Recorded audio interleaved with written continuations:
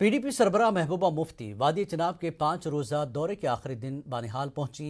मुफ्ती ने बीजेपी और मरकजी हुकूमत को उनकी पॉलिसियों के लिए सख्त तनकीद का निशाना बनाया।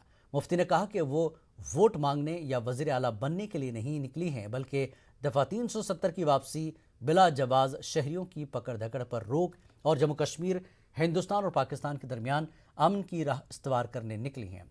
मुफ्ती ने कहा कि बीजेपी ने जम्मू कश्मीर की सालमियत और तशख़्ख़ुस को पामाल किया है।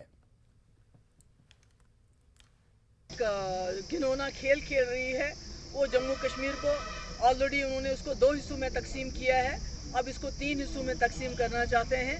और ये सारी जो जम्मू डिक्लेरेशन और फलान डिक्लेरेशन और ये डिक्लेरेशन, ये उसी की तरफ एक कदम है। और जो इस वक्त सीज़ फायर चल रहा है उसके लिए बातचीत हुई है, वो तो बातचीत के बगैर नहीं हो सकता। अभी और बात है कि बीजेपी वाली बताना नहीं चाहते हैं, दुनिया को दिखाना नहीं चाहते हैं कि हम पाकिस्तान के साथ बातचीत कर रहे हैं। बातचीत तो कर रहे हैं, जो इनके नेशनल सिक्योरिटी एडवाइज़र है दोनों मुल्कों के, वो बाहर के मुल्क में जाके बातचीत करते हैं, तभी तो सीज़ फायर हुआ। आम इंसान है जो पॉलिटिशियन नहीं है, जिनको पत्थरबाजी के नाम पे पत्थरबाज नहीं के लिए पत्थरबाजी ना करे और दूसरे इल्ज़ामात लगा के जिनको मुल्क के मुख्तलिफ जेलों में बंद किया गया है। और इतने गरीब बच्चे हैं वो कि उनके घर वाले पैसा जमा करके फिर जाके उनसे मुलाकात कर पाते हैं। उनके पास इतनी भी ताकत नहीं है कि वो उनका केस लड़ें।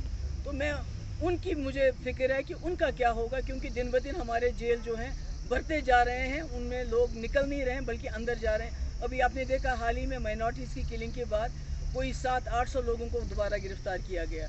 तो मैं समझती हूँ कि ये जो पकड़ दकड़ का माहौल है, इससे जम्मू कश्मीर का माहौल और भी बिगड़ रहा है। हमारे यहाँ भी एक ईस्ट इंडियन कंपनी आ गई है, बीजेपी। ईस्ट इंडियन कंपनी जो थी वो बाहर की थी, ये इसी मुल्क के रहने वाले हैं। तो हमें जम्मू कश्मीर को इनसे आज़ादी दिलानी है, बीजेपी से आज़ादी दिलानी है। हमारा मुल्क के साथ झगड़ा नहीं है, हमारा झगड़ा इनकी सरकार, इनकी पॉलिसीज, इनकी एजेंडे के साथ है।